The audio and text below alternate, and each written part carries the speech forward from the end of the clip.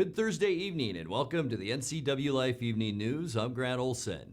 Before we get to today's top news stories, let's take a quick look outside that weather window and another scorcher out there this afternoon. Not quite, at least unofficially, as hot as yesterday, but we were awfully close. Beautiful look down at the Wenatchee Valley from our Omi Garden Sky-Fi Tower camera, and you can see a few of those high wispy cirrus clouds out there today. But all in all, it was just hot with lots of sunshine, plenty of breezy conditions too. Winds about 10 to 20 miles an hour. We'll have another day of breezes tomorrow, and then it is really going to warm up as we get into the weekend and especially the first part of next week. There you go. Tomorrow we will cool off. A weak system will move through and bring us a little bit more wind. 86, 93 for Saturday, and then look what happens early next week. We are going to be flirting with 100 degrees on both Monday and Tuesday, and we will talk more about this heat wave coming up a little bit later in your weather forecast. And now a few of the stories we're following for you tonight. A pickup hit a motorcyclist on Highway 28 near the Crescent Bar turnoff just after 9 o'clock this morning. A local attorney is trying to suppress access to his wife's phone in a national park domestic violence case. And the Apple Blossom Festival officially announced yesterday there will be no celebration this year. But first we begin tonight. Firefighters spent about 3 hours putting out an attic fire in a Wenatchee home last night. The residents of the home in the 100 block of North Emerson Avenue were able to escape without injury after noticing smoke coming from the ceiling about 8:40 p.m. Chelan County Fire District 1 spokeswoman Kay McKellar said fighting the fire was complicated by the fact the home had 3 attics, with 2 being part of additions to the 1920s era home in the 1970s. The fire was contained to mostly the roof and attics. The cause of the fire is under investigation. While fighting that fire, firefighters received a report of a brush fire in the 4100 block of Stamilt Creek Road. McKellar said Chelan and Douglas County crews spent about an hour and a half scouring the area, but found no fire. Well, a pickup hit a motorcyclist on Highway 28 near the Crescent Bar turnoff just after 9 o'clock this morning, injuring the rider, 20-year-old Tyler Capps of Malaga. The pickup being driven by 42-year-old Daniel Creveline of Twisp and motorcycle were both traveling east when the truck apparently hit the motorcycle from behind. Trooper John Bryant of the Washington State Patrol said the truck ended up on the top of the motorcycle. Cap suffered deep lacerations to his leg and arm, but no life-threatening injuries. He was transported to Central Washington Hospital in Wenatchee. Bryant said no citations have yet been issued. Well, an East Wenatchee attorney and his wife want to suppress evidence on her cell phone in a federal domestic violence case. Paul S. Kuby, who's 55, is accused of striking his wife while they were camping last September in Yosemite National Park, which makes the incident a federal offense. U.S. attorneys say Kuby's wife refused to be photographed by park rangers who investigated the case, and photographs and texts on her phone could show any injuries. Kuby's attorneys say the phone belongs to him and any search would be an invasion of privacy. No trial date is set. A Douglas County domestic violence case against Kuby was dismissed in February, in part because his spouse had no clear memory of how she received a broken nose in July of 2019. Well, it's official. The Apple Blossom Festival officially announced yesterday there will be no celebration this year.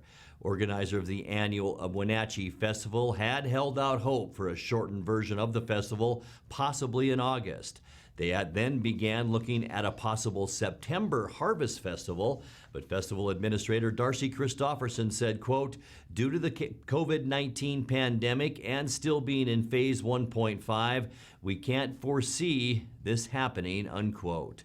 The 101st Washington State Apple Blossom Festival was scheduled to start on April 23rd this year, but was postponed as the state responded to the COVID-19 pandemic.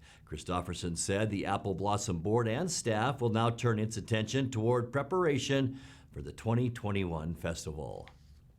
Well, coming up next, superintendents from 3 area school districts will hold a Zoom Q&A session later this month to discuss the district's plans for school this fall. Douglas County's main government building in East Wenatchee was ordered closed yesterday through today for cleaning after an employee there tested positive for COVID-19. And Slidewaters at Lake Chelan has already appealed a federal case against Governor Jay Inslee that it lost on Tuesday. I'm Grant Olson, and you're watching the NCWLIFE Evening News.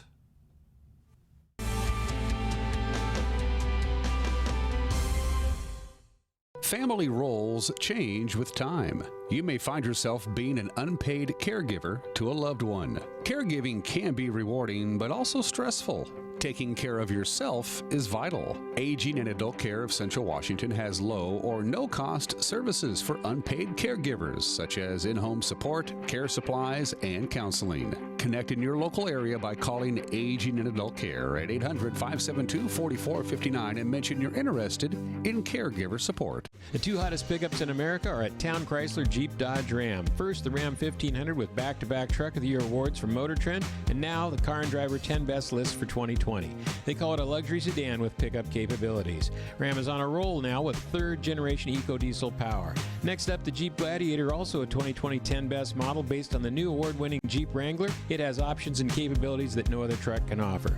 Two more reasons when it comes to buying a truck. There's no reason to leave town. Traditional values and innovation in honoring the life of each family we serve is part of the ministry of Heritage Memorial Chapel. Our staff is committed to walk with your family with compassion through this time of grief. We are here to help and here to serve, the right kind of help when you need it most. Heritage Memorial Chapel.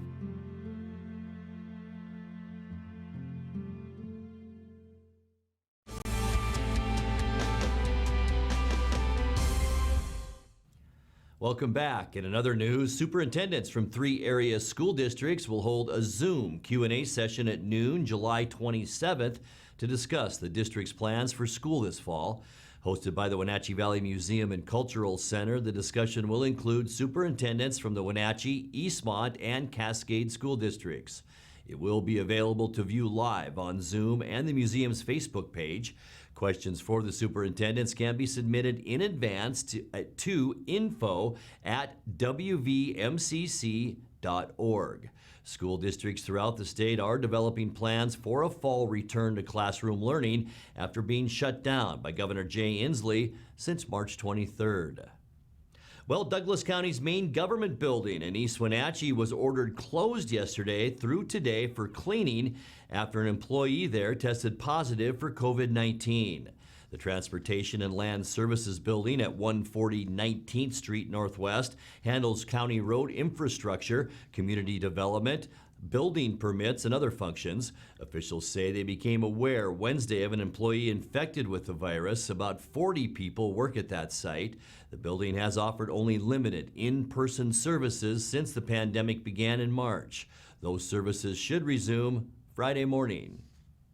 Well, Slidewaters at Lake Chelan has already appealed a federal case against Governor Jay Inslee that it lost on Tuesday. A federal judge in Spokane dismissed the park's lawsuit against Inslee and the Department of Labor and Industries, seeking to stay open during the COVID-19 pandemic.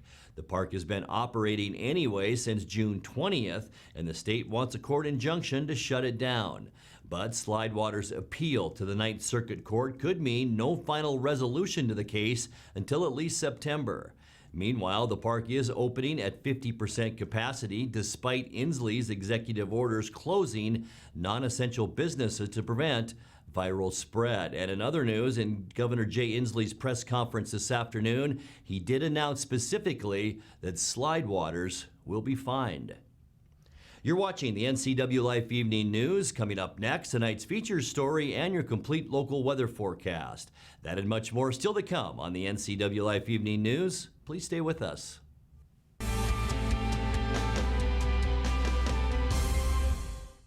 Nissan is the value leader in new cars and SUVs. Check out these new models starting at under $20,000. The all-new Versa from $17,020.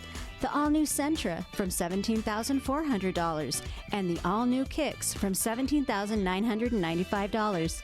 Now you can have the Nissan style, performance, and reliability, all for under $20,000. And they're all here at Town Nissan, up behind Costco in East Wenatchee.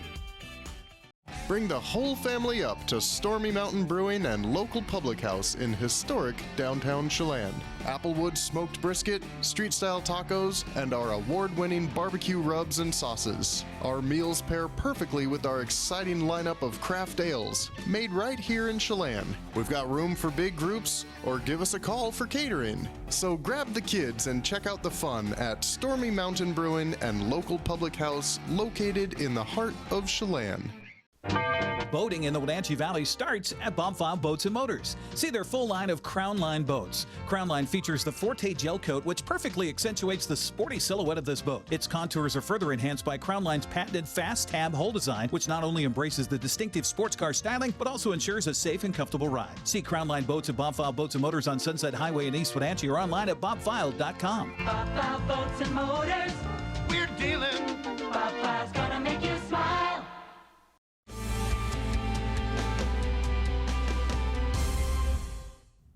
Welcome back to the NCWLIFE Evening News.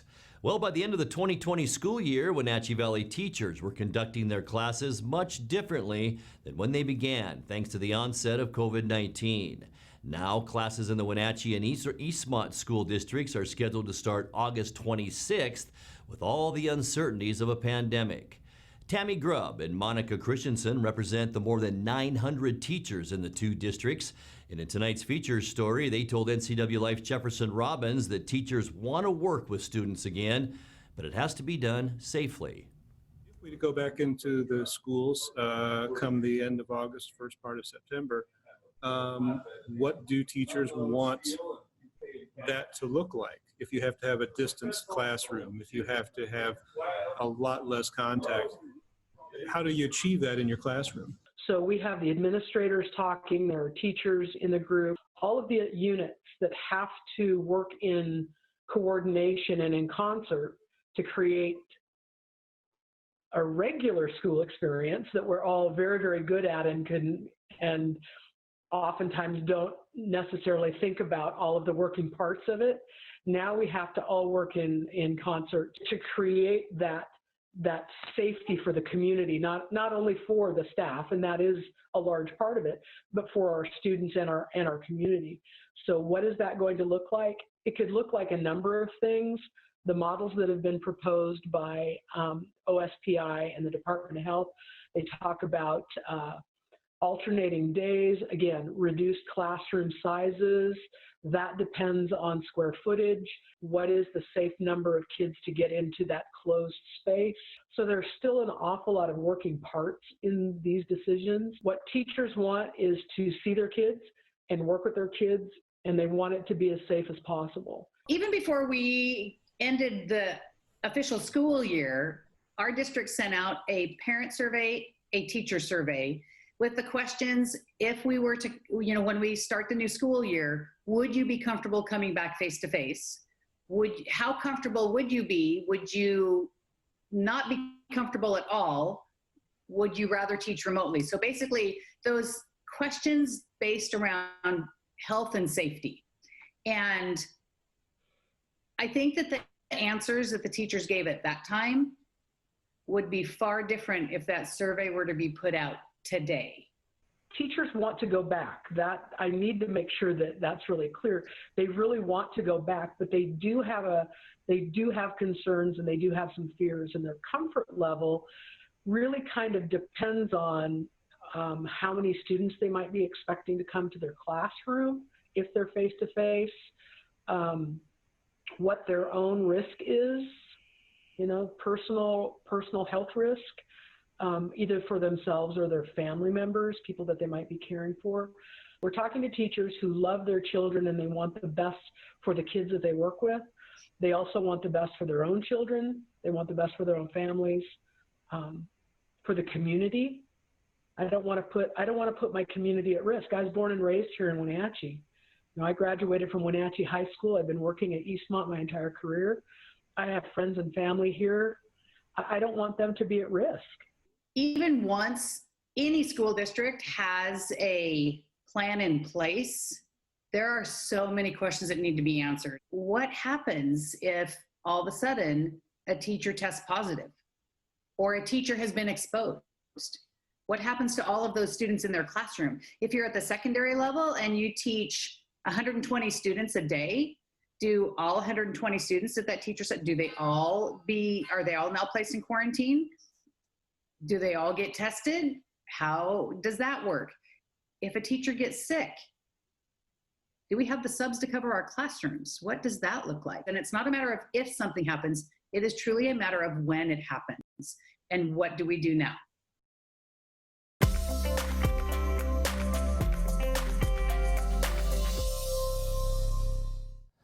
Time now for a check of your North Central Washington weather forecast. And before we get to all those hot details as we move ahead in our forecast, let's take a look outside our weather window from this afternoon. This is our Omi Gardens camera looking down at the Wenatchee Valley. And it was a nice one out there today, a little bit breezy as advertised. We talked about that last night. And it was also a hot one out there. Here's Wenatchee, East Wenatchee across the Columbia River, and a few cirrus clouds out there this afternoon. But it didn't keep those temperatures down much.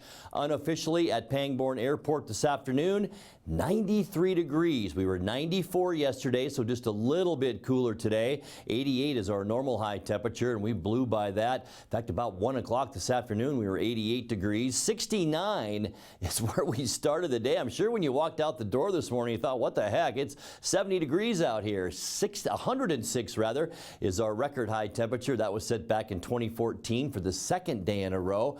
46 our record low, and that was in 1982. Sunrise this morning was at 5:21 and will set tonight at 8:52. Let's take a peek at our Friday forecast now, with the weekend definitely in view for us, and it's going to be a beautiful one. Tomorrow, just a little bit cooler. We will see a weak weather system move through. It's not going to bring down any rain, and we could sure use that, but it will bring some breezy conditions to us, and temperatures generally in the mid to upper 80s around north central Washington. So that's about a 6 to 7 degree cool down from what we saw today. Entiat 86, Chelan 86, and Wenatchee tomorrow we will see a high temperature also of 86 degrees. Let's take a look at that surface loop tonight. Still a little bit of breeze out there, mostly clear skies. You can see most of the wind though will be down in the Tri-Cities area, and we're once again going to be looking at low temperatures around 70 tonight with mostly clear skies, as I mentioned. That's all across the western U.S. For our Friday, a bit of a northwest breeze, because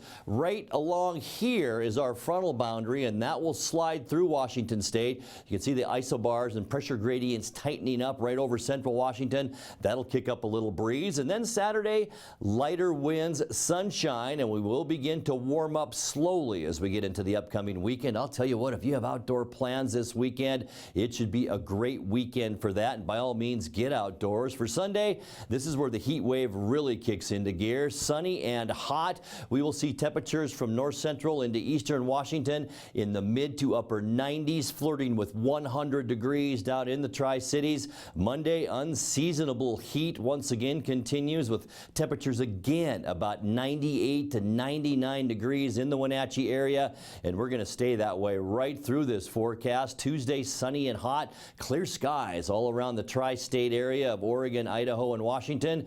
For Tuesday, temperatures again approaching 100 degrees. And folks, we're not going to change much as we get into our hump day Wednesday. Sunny and hot. Look at the deep red right here. That's the same as Phoenix. So we're talking temperatures at least down in the Tri-Cities, 100 degrees. Let's take a look now at your Patriot Plumbing, Heating, and Cooling 7-day forecast. Tonight, 66 our overnight low. As I mentioned, a little bit cooler for tomorrow at 86, 92 on Saturday, 95 on Sunday.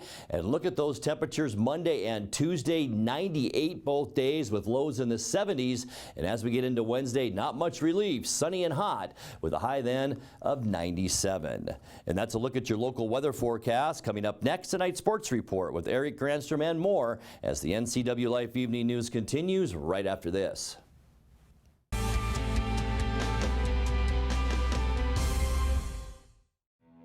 Join NCWLIFE Channel for another night at the races Saturday at Wenatchee Valley's Super Oval. We're bringing you live coverage of Legends, Thunder, and more. Featuring Economy Midgets, the Northwest Focus Midget Series, Plum Perfect Roadrunners, Holidays Custom Muffler B-Mods, Bandoleros, and Tri-State Legends. Coverage brought to you by Black Rock Asphalt Services, CASA of Chelan and Douglas Counties, and Heritage Memorial Chapel. Join us Saturday at 6 from WVSO on NCWLIFE Channel. And now, it's a sports update on the NCWLIFE channel. And a happy Thursday to you. Like it or not, we're facing the reality of the potential of some or all of fall sports being eliminated due to the pandemic. The WIAA has already decided to delay the start to the fall season by 3 weeks from mid-August to September 5th for football and 7th for the rest of the sports. Eastmont Athletic Director Russ Waterman is wrestling with the potential of having to cancel what's on the schedule. In the meantime, however, he and the district are moving ahead with their summer programs. Waterman says he also is open to creative ways of moving things around if need be. There's a lot of people that are working from a kid's perspective on this. Not necessarily we have to have sports, but how do we have sports? Because of that emotional, that socio-emotional, mental impact that it has on kids. We all know that kids out of school is not a great thing. So people are being creative. I've heard models of trying to squeeze the whole year in between January and June. How do you keep senior athletes engaged after graduation if you do that? I've heard flopping seasons. And if it doesn't work and they're not going to open, move the spring seasons back to the spring where they can have that season again. And now you try to figure out how you're going to do that. There's just, when you open up that one box, it's like that puzzle box, right? You get one of those puzzles solved and now there's another puzzle to solve. So there's a lot of people thinking about it. I honestly have the utmost respect and regard for the staff at the WIA office because they're taking input, they're taking ideas, they're trying to make this work. They're not sitting idle. They're like everybody else. They're working forward with scenario A, B, and C. And I trust that they're going to find something that's going to be best for kids and best for athletics. Ultimately, that's our goal. But the outlying thing, like I said before, we're at the whim of this virus and our numbers and the spread and hospitalizations and all those things, no matter how much we want sports to happen, are out of our control right now. You can see more on my interview with Russ Waterman on our website at ncwlife.com. Well, the reality of the pandemic has caused a change in direction for schools in the Northwest Athletic Conference, including Wenatchee Valley College. In a decision announced last week by NWAC Executive Director Marco Azurdia, the Executive Board approved a plan to move the majority of fall sports to winter and spring quarters. Men's and women's cross country and men's and women's golf will commence in the fall on a reduced and modified schedule. All other NWAC sports will begin competition in winter and spring quarters of 2021 with reduced schedules as well. This means soccer and volleyball will start around the same time as baseball and softball. According to NWAC Executive Director Marco Zurdia, quote, "We have been thoughtful, comprehensive, flexible, and listened to our constituents. It's time to move forward." The plan pushed the conversations with our member college administrators, thus leading the Executive Board's decision. "We have said from the beginning that flexibility, creativity, adaptability, and patience are essential to the success of our return to play," end quote. Well, one thing is clear about racing this weekend at Wenatchee Valley's Super Oval: it's gonna be loud. Cody Key, green flags out. This looked like the best start for Cody Key on the outside that he's had in these 3 attempts. And he's going to get the run. Green flag back in the air. We're racing. And the green flag racing. And is the mint green of McKenna Lutz out in front.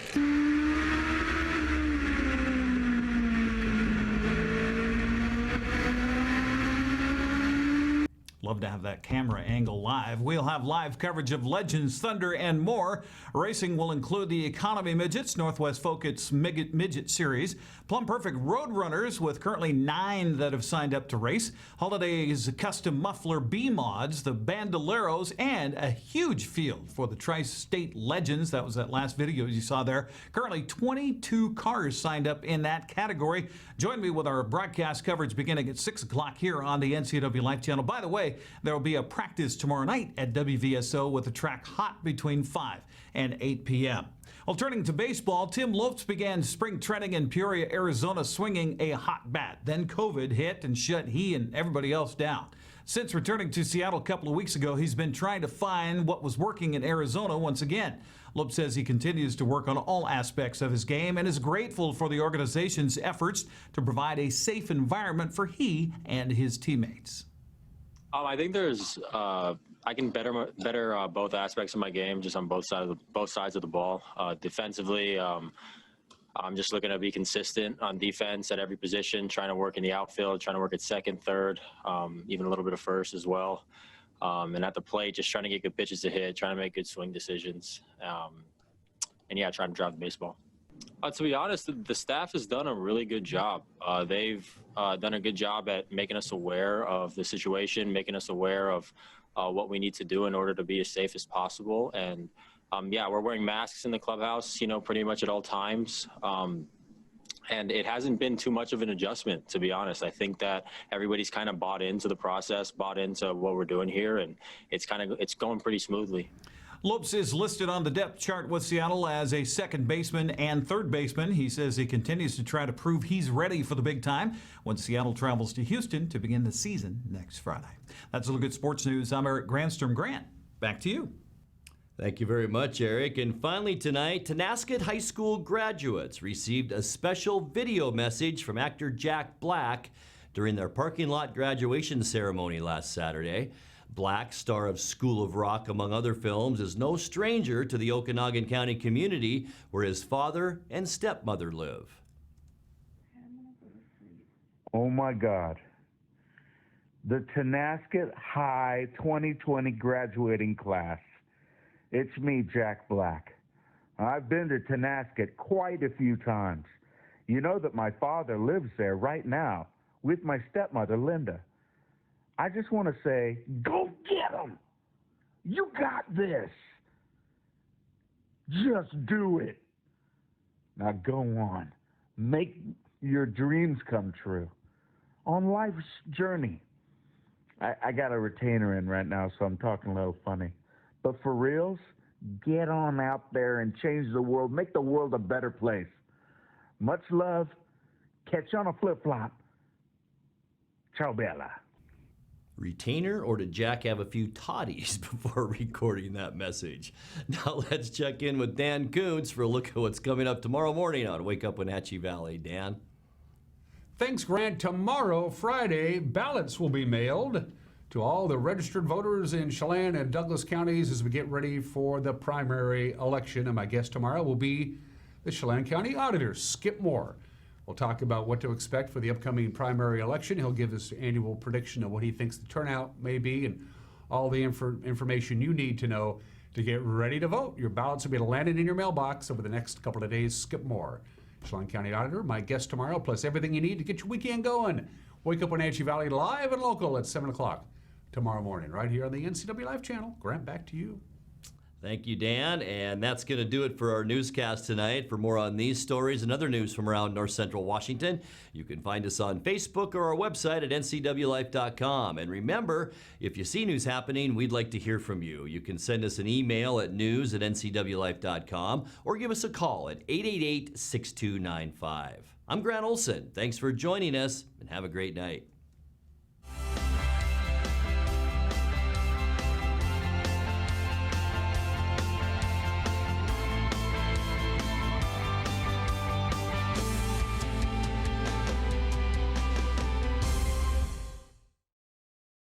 It's estimated that 1/3 of Americans do not have a financial plan. At D.A. Davidson, their advisors are working to change that because they understand the importance of planning for the future. At D.A. Davidson, they believe in partnering together to build a strategy tailored to your needs. They spend the time and have the knowledge to help keep your financial future on track. Let D.A. Davidson Financial Advisors of Wenatchee put the strength of advice to work for you. This is Caitlin Hedersheet, the producer of the NCWLIFE magazine.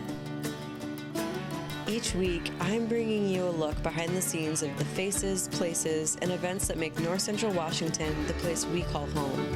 Tune in every weekday for an in-depth look at a new topic each week. From local artists in their studios to businesses breaking barriers that might surprise you and everything in between. Join me on the NCWLIFE magazine right here on the NCWLIFE channel.